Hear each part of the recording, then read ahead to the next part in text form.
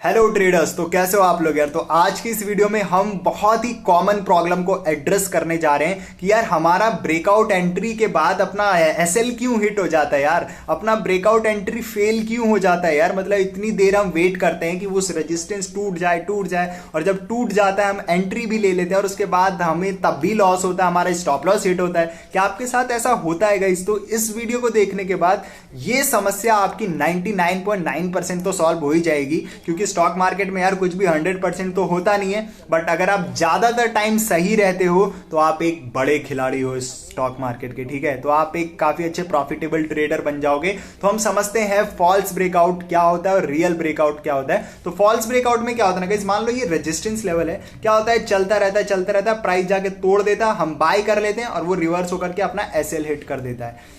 तो इसे हम आइडेंटिफाई अगर पहले कर ले तो ऐसे ट्रेड में एंट्री ही ना ले हम, अगर ये फेल होने वाला है तो। चलो so how to identify a false breakout, ठीक है। तो हम चलते हैं एक बार slide by slide real charts पे भी समझेंगे, ठीक है, कि कैसे हमें फॉल्स ब्रेकआउट को आइडेंटिफाई करना है और उससे प्रॉफिट लेना है, ठीक है। तो अब हम चलते हैं सीधा रियल चार्ट के ऊपर, ठीक है। तो ये देखो, क्या वो क्लोज्ड अबव रेजिस्टेंस, ये जो प्राइस था यहाँ पर क्लोज हुआ रेजिस्टेंस के ऊपर, अगर आप ये देख रहे हो यहाँ से ये रेजिस्टेंस के ऊपर क्लोज हुई ये कैंडल इतना बड़ा मूव देते हुए और सडनली रिवर्स होकर के आपको इसने ट्रैप कर लिया। तो इसे बुल ट्रैप कहते हैं। बुल ट्रैप क्यों कहते हैं? क्योंकि यहाँ पर जिन्होंने बाय किया वो ट्रैप हुए और ये देखो कितना बड़ा काउंटर मूव आया यहाँ से और कितना तगड़ा लॉस हुआ होगा जिसने स्टॉप लॉस नहीं रखा होगा। That's why stop loss is important.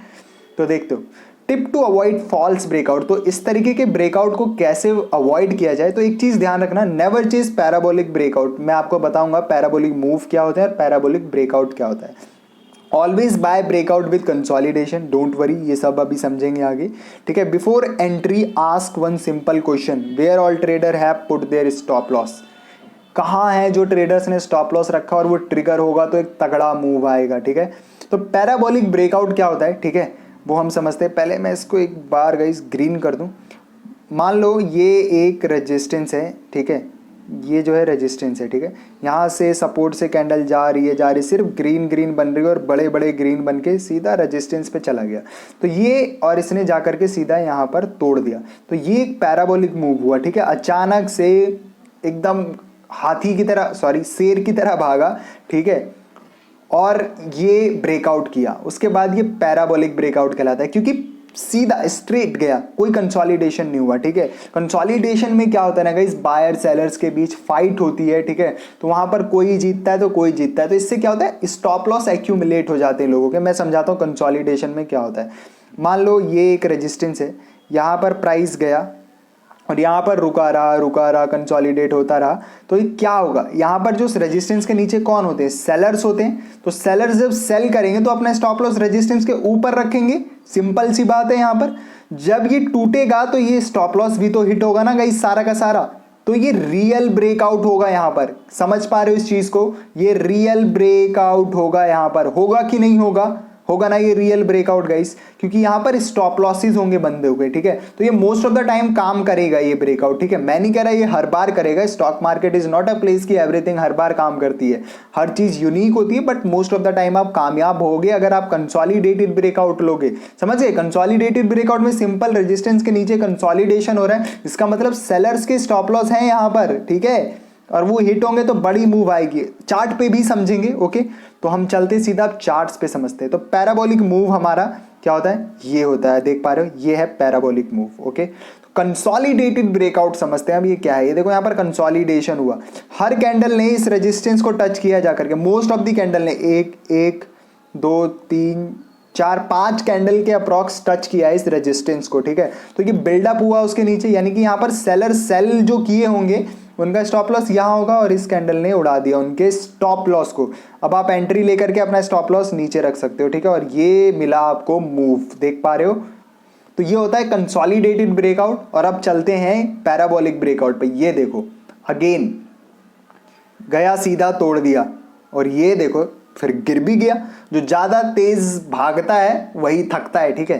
तो ये अचानक से भागता हुआ जा रहा है यहाँ से, तो थकेगा ही ना यार यहाँ पर। तो ये आराम करने की जगह सीधा गिर गया धड़ाम से, ठीक है। आराम करना भी जरूरी है, इसलिए भाई जब भी प्राइस ऐसे ऐसे हो तो ही जाओ, प्राइस ऐसे हो तो प्लीज़ अवॉइड करो, ठीक है। तो समझते हैं हम लोग किस तरीके से एंट्री लेना है इन फॉल्स ब्रेकआउट में और रियल ब्रेकआउट में। तो ये देखो फॉल्स ब्रेकआउट में एंट्री आपकी ऐसे होगी, ठीक है, देख पा रहे हो, चार्ट को अच्छे से समझना है, सब कुछ चार्ट पे लिखा है। एंट्री यहाँ से होगी, आपका स्टॉप लॉस यहाँ हो सकता है सबसे टॉप पे, ठीक है।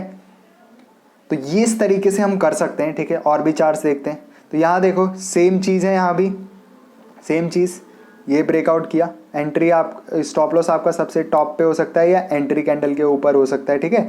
जो छोटा रहे सबसे टॉप पे, नहीं तो एंट्री कैंडल के ऊपर, ठीक है, वैसे करना है हमें, ठीक है। और ये भी देखना है मार्केट कंडीशंस के हिसाब से, तो ये दो जगह आप स्टॉप लॉस रख सकते हो, ठीक है। तो कभी कभी क्या होता है ना, डाउन ट्रेंड में भी गिरता है मार्केट, ये डाउन ट्रेंड में क्या होता है, किसी रेजिस्टेंस को तोड़ता है, फिर ऊपर जा करके ट्रैप करता है, फिर नीचे गिरता है, तो ये भी एक ट्रैप है। तो आप यहाँ पर शॉर्ट कर सकते हो इस जगह पे और अपना स्टॉप लॉस यहाँ रख सकते हो और ये इतना बड़ा मूव आप कैप्चर कर सकते हो, ठीक है। तो देखो where to put stop loss कहाँ रखना है आपको, for bull trap setup above entry candle और स्विंग हाई। थोड़ी सी स्पेलिंग मिस्टेक हो गई है इस स्लाइड में बहुत ज़्यादा, तो आपको स्विंग हाई मैंने बताया, नहीं तो एंट्री कैंडल के अबव।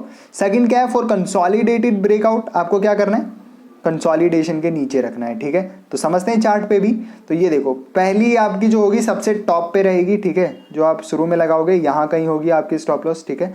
और उसके बाद आप क्या करते चलोगे, शिफ्ट करते चलोगे, प्रॉफिट को लॉक करते चलोगे, लॉक करते चलोगे, जो भी हिट होगा आप प्रॉफिट के साथ बाहर आओगे फिर, ठीक है।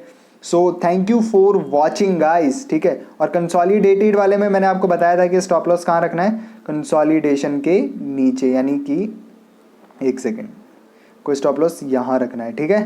तो thank you for watching guys, trade burner again. और अगर आपको ये वीडियो पसंद आई हो तो प्लीज़ लाइक करना, शेयर करना, सब्सक्राइब करना अपने दोस्तों के साथ जो कि ये ब्रेकआउट में ट्रैप हो जाते हैं, और जिसको ये पता होता है वो हमेशा प्रॉफिट लेकर के निकलता है, ठीक है गाइस, अनलेस एंड अनटिल वो मार्केट का डे दूसरा हो, ठीक है। क्योंकि हर चीज़ यूनिक होती है मार्केट में, ध्यान रखना।